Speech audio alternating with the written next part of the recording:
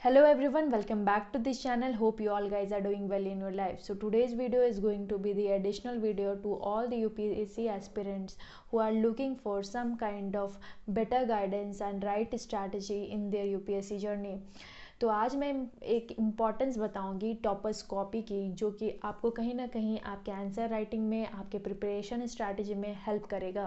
तो चलिए जानते हैं कि टॉपर्स कॉपी के बारे में जनरली लोग क्यों बात करते हैं। क्यों आपने देखा होगा कि मोस्ट ऑफ द कैंडिडेट्स जिन्होंने अभी रिसेंटली सिलेक्शन लिया है या पास्ट ईयर में सिलेक्शन लिया है, वो जनरली रेफ़र करते हैं टॉपर्स कॉपी को।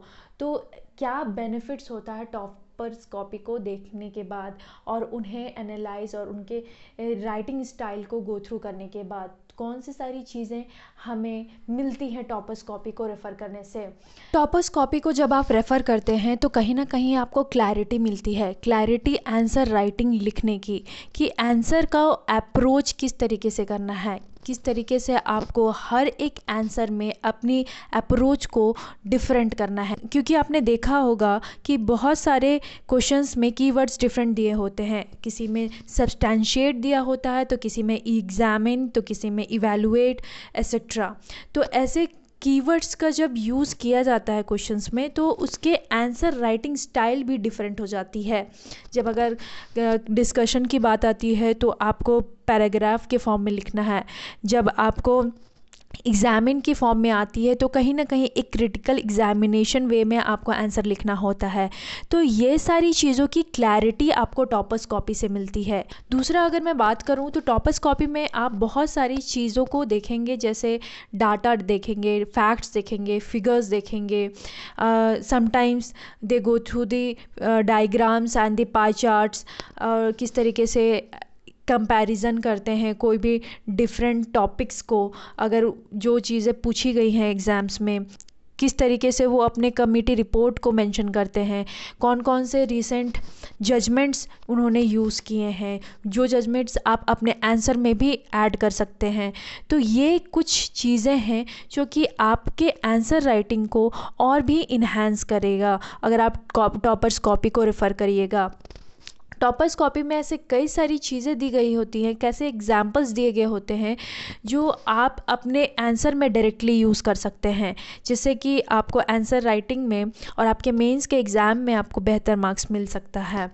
और यहीं पे अगर मैं बात करूं तो जीएस को लेकर के किस तरीके से अप्रोच रखना है, डिफरेंट जो भी जीएस सब्जेक्ट्स दिए गए हैं यूपीएससी सिलेबस में, वो भी हमें टॉपर्स कॉपी के थ्रू ही मालूम होता है, क्योंकि वही एक सोर्स है जिससे कि हमें पता चल पाता है कि हमें आंसर राइटिंग को किस तरीके से मोल्ड करना है, किस तरीके से हमें अपने आंसर को और इनरिच करना है।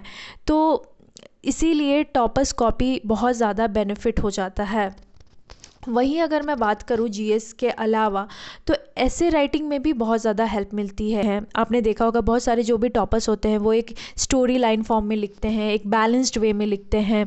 उनकी जो अप्रोच हमेशा रहती है वो ना ही ज़्यादा पॉजिटिव ना ही ज़्यादा नेगेटिव होती है। वो कहीं ना कहीं एक बैलेंस्ड अप्रोच रखते हैं अपने आंसर्स को लिखते वक्त और अपने ऐसे को लिखते वक्त।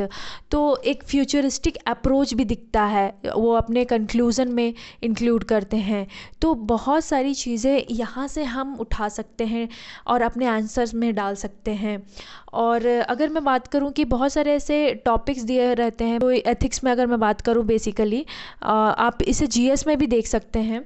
तो for example globalization, women empowerment, तो बहुत सारे टॉपर्स बहुत ही एलिगेंट तरीके से अपने आंसर में उसे मेंशन करते हैं, जो कि ना ही आपको किसी बुक में मिलेगा। वो कहीं ना कहीं किसी टेलीविज़न चैनल के थ्रू या फिर वो अपना डेफिनेशन खुद से फ्रेम करते हैं।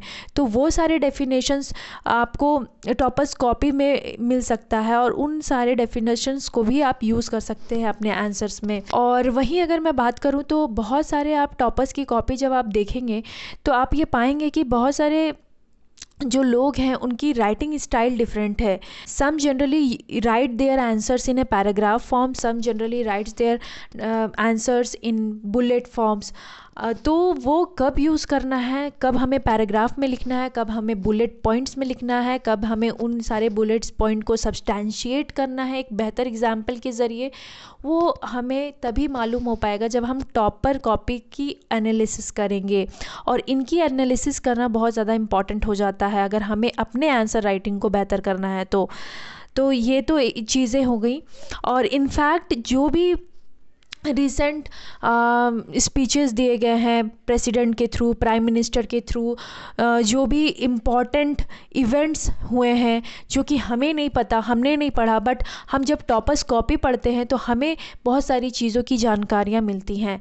तो इन चीज़ों के वजह से टॉपर्स की कॉपी का रोल बहुत ज़्यादा बढ़ जाता है। बहुत सारे कैंडिडेट्स को जिन्होंने भी सिलेक्शन लिया है कि वो उन्होंने कहा है कि हमें बहुत कम मेहनत में बहुत ज़्यादा एफर्ट नहीं लगाना पड़ता, सिर्फ़ और सिर्फ टॉपर कॉपी की रेफरेंस लेकर के वो उन्होंने अपने आंसर राइटिंग को बेहतर किया है। अगर हम भी अपने आंसर राइटिंग को इन्हांस करना चाहते हैं और अपने राइटिंग पैटर्न को बदलना चाहते हैं, एक बैलेंस्ड अप्रोच रखना चाहते हैं, एक अच्छा परफॉर्म करना चाहते हैं, अगर रैंक अच्छे लाना चाहते हैं, तो टॉपर्स कॉपी की अहमियत बढ़ जाती है।